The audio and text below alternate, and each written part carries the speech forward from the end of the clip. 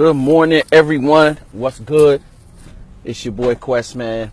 Jumping in again with my little, marriage on the move, or what I'd like to call my little marriage on the move moment. How's everybody doing this morning? Yeah, man. Yesterday I did, but man, before I get into my marriage on the move moment, like for real, yesterday I got a little dilemma with the wife. And my wife has said, and I was like, babe, for real, like this is becoming a part of my brand. I can't just, you know what I'm saying? I can't just cut it off. And she said, well, it's not a part of our brand. I was like, what? So yeah, she said the weather is getting warmer and she wants me to go back to the goatee ministry. But I love my beard. What say you? I love my, yep. Tanisha, what's up, ma? I love my beard.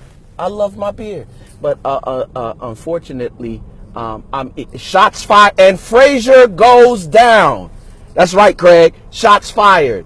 Yeah, she told me that's not our brand, like in the mouth. You know what I'm saying?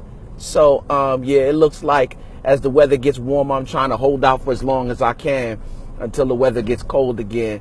I gotta, cut my friend here down. You know what I'm saying? You know what they say, happy wife, happy. But check it out. I can't tell her nothing. Yo, let me tell you something. Faith has some of the prettiest jet black long hair. And I loved it when she had it long, but now she cut it out to shoulder length.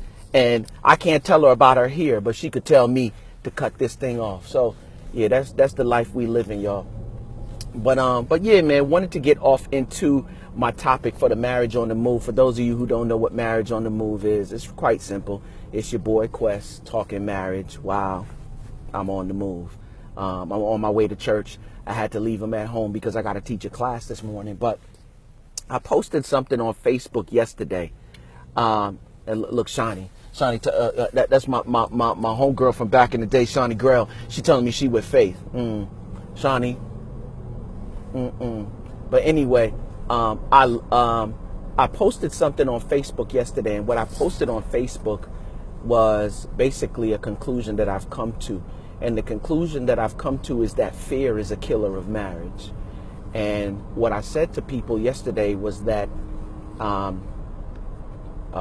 too many marriages end in divorce because one or both spouses are too, afraid to open up or communicate or be vulnerable or sexy or honest.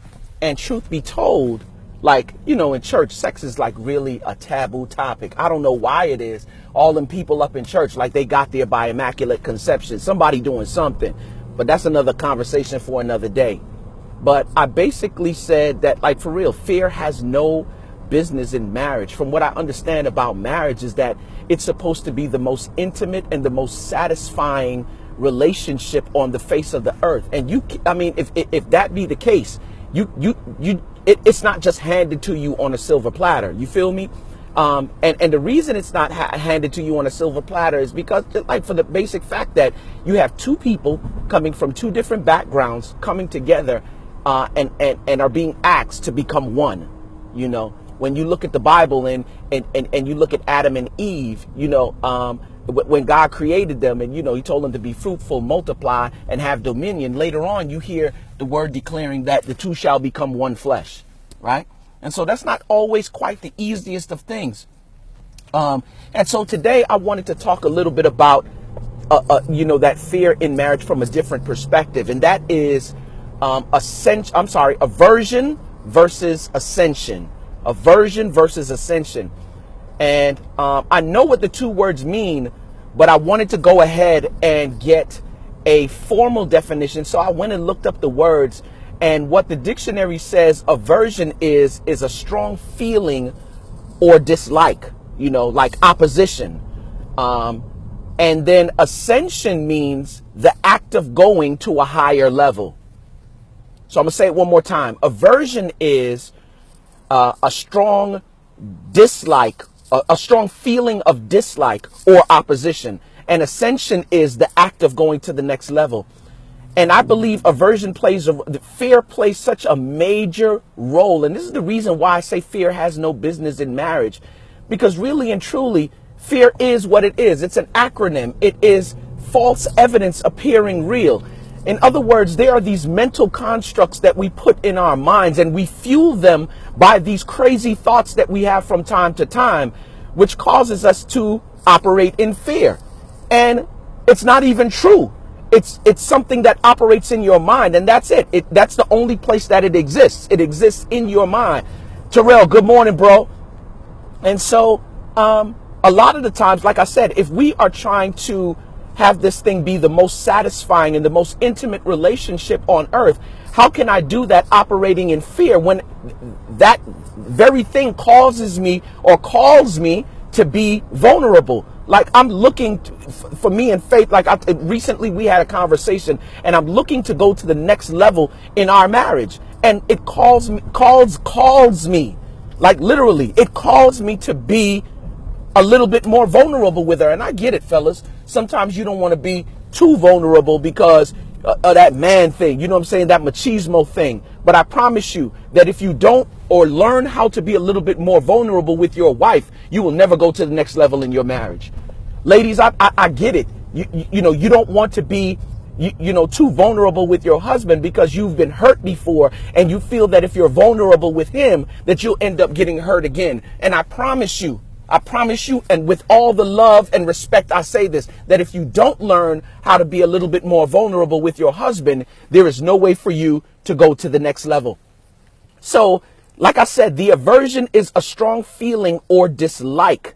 You know what I'm saying? Opposition. And a lot of the times what we do is we are fearful to attack the issues in marriage. We are fearful to say something about that thing that, that we don't agree with. And I'm not saying, when I say attack, I'm not saying to literally attack your husband or attack your wife and come at them all aggressive. But I am saying that there should always be an open line of communication where the two of you can open up with one another and say, no disrespect, but this is the way that I feel about this particular situation. What can we do to fix it?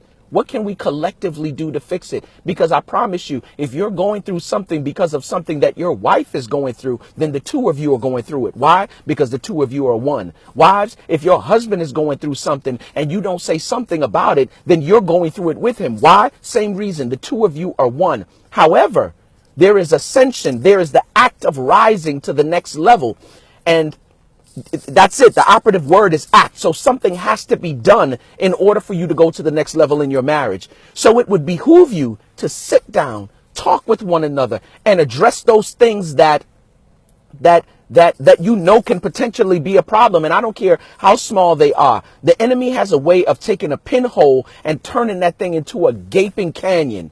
Y'all feel me? So that is the difference between aversion and ascension. As a matter of fact, if you don't avert, if you go ahead and face that thing, the natural result will be to go to the next level, to go higher. My mind goes to Maxwell in the song Ascension. He says, shouldn't I realize you're the highest of the high? And if you don't know, then I'll say it. So don't ever wonder. That calls for you to be vulnerable. That calls for you to attack this thing, to like for real, to be open to your spouse in ways that you're not open to anyone else. If you smash the aversion and you face that thing, whatever the difficulty may be, then you naturally will ascend. If you remove divorce as an option, you got to figure out either I'm going to live a life of unhappiness or I'm going to live a life of happiness. And the way that you live a life of happiness is to not avert, but go ahead and face those things face on so that you could go ahead and ascend and go to the next level. So yeah, man, just wanted to share that with y'all today. And I don't care where you guys are in the spectrum, man. Good, shaky to good to great. Ultimately, what we want to do in these marriages is be phenomenal. So it's your boy Quest, man, getting ready to go inside so I can go teach this class. But yeah, man, stay focused, never change focus. Remember, aversion versus ascension. Get that aversion out the way so you can go to the next level. It's your boy Quest, man. I love y'all with the love of Jesus, and ain't a doggone thing you could do about it. I'll see y'all on the flip side. Peace.